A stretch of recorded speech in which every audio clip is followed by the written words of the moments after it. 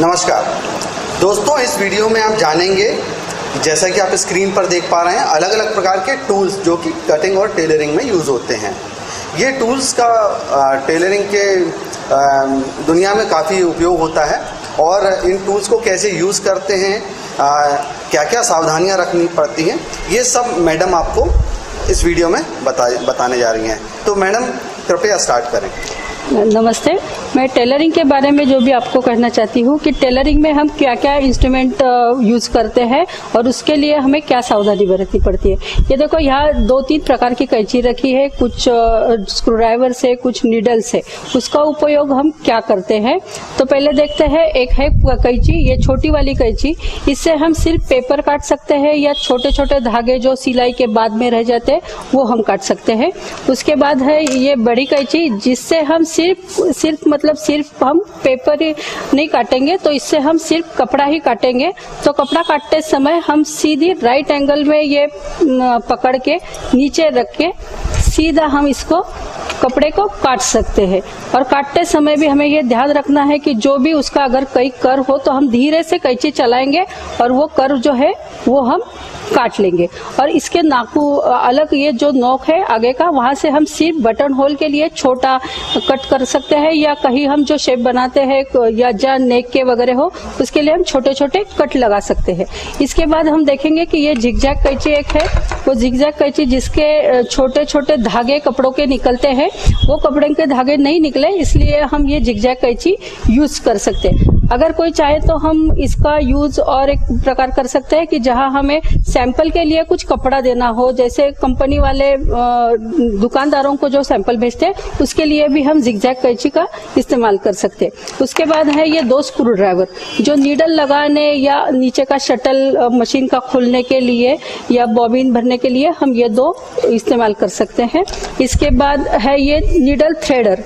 Needle threader का उपयोग ज्यादा से ज्यादा कर सकते हैं कि जिनको कम दिखाई देता है उनके लिए ये बहुत अच्छा होता है। उसके लिए हमें कुछ लगते हैं अलग टाइप की पिंस, जहां हम पेपर कटिंग को जब कपड़े पे इस्तेमाल करते हैं तो वहां को फिक्स रखने के लिए इसका इस्तेमाल करते हैं। ये है अलग अलग टाइप की नीडल्स जो हैंड के लिए हम यूज कर सकते हैं। और ये है हमारा मेजर टेप। मेजर टेप हमेशा हम मेजर लेने के लिए यूज करते हैं।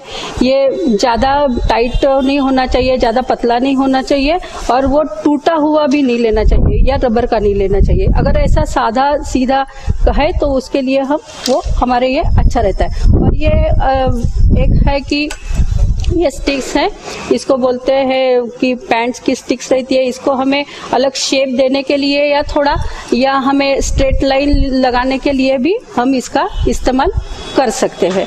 ये 2 टाइप। इसमें कुछ नंबर्स वगैरह ये दिख रहे हैं, ये क्या है? ये नंबर्स है वो जो सेंटीमीटर्स के है या इंच के है। इंच और सेंटीमीटर के हिसाब से हम ये लेते हैं, क्योंकि अगर हमें वही हिसाब से बनाना है तो वो कितनी सेंटीमीटर की लंबी कितनी चौड़ी है इस पर लगा रहता है। और हमें एक ट्रायंगल भी, राइट एंगल भी आता है, वो रहता है कि 12 इंच बाय 24 इंच का रहता है, और उसको दोनों तरफ इसकी पीतल की पट्टी लगी रहती है, क्योंकि हम राइट एंगल में लाइन खींच सके, इसके लिए इसका इस्तेमाल होता है। क्या ये भी वही सेम चीज है? हाँ, सेम चीज है, लेकिन थोड़ा अलग शेप है। इसका दोनों तरफ टर्न है, इसको एक ही तरह उधर ही टर्न है, इधर नहीं है। तो थोड़ा सा स्ट्रेट लाइन लगाने के लिए हम इसको भी यूज कर सकते हैं। दोस्तों आप देख रहे होंगे ये इनको क्या कहते हैं? ये इसको बोलते हैं विजार पट्टी।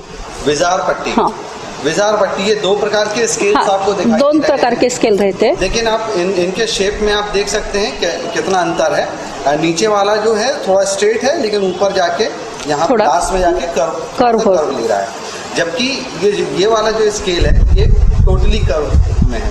तो इसका उपयोग ट्राउजर्स वगैरह या अलग अलग हमें शेप जो देने पड़ते हैं उसके लिए हम ये यूज कर सकते हैं।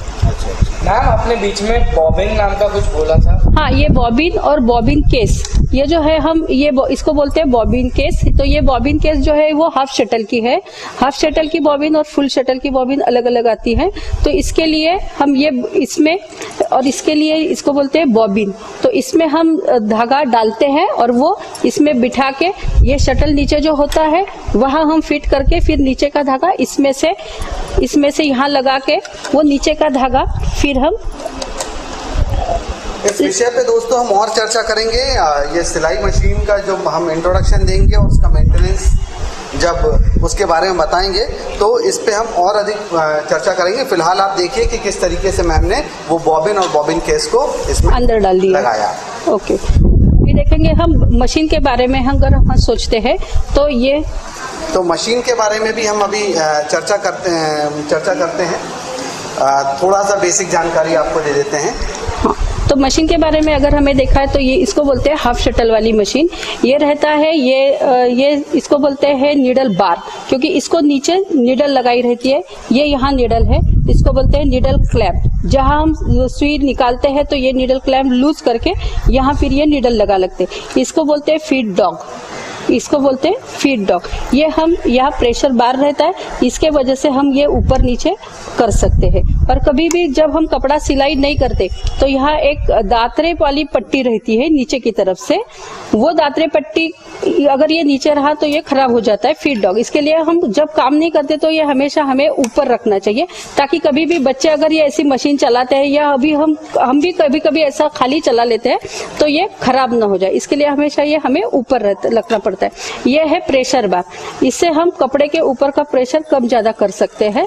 और ये है डोरा, मतलब धागा जो खींचता है, इसकी पट्टी, इसको बोलते हैं धागे खींचने वाली पट्टी, और इसको बोलते हैं टेंशन डिस्क। यहाँ ये टेंशन डिस्क में जब हम धागा डालते हैं और ऊपर की तरफ लेते हैं तो यहाँ हमें वो टेंशन ढीला है या टाइट है, ये हमें यहाँ से समझ में आता है।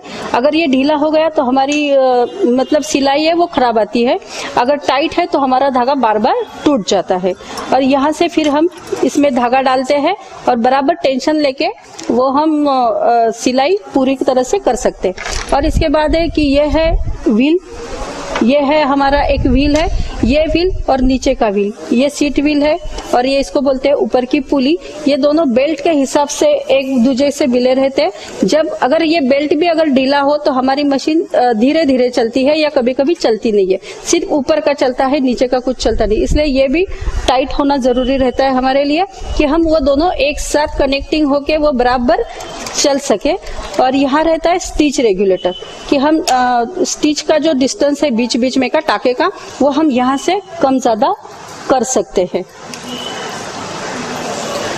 और यहाँ हम धागा लगाते हैं और यहाँ धागा लेके यहाँ जो स्टेप्स हैं वहां से लेके हम सुई में डालते हैं। तो दोस्तों, इस वीडियो में आपने बेसिक जानकारी एक मशीन के बारे में और औजारों के बारे में जानकारी हासिल की। इसके अलावा भी काफ़ी टूल्स होते हैं जो आप जब हम प्रैक्टिकल्स बताएंगे तो उस दौरान आपको वो देखने को मिलेंगे।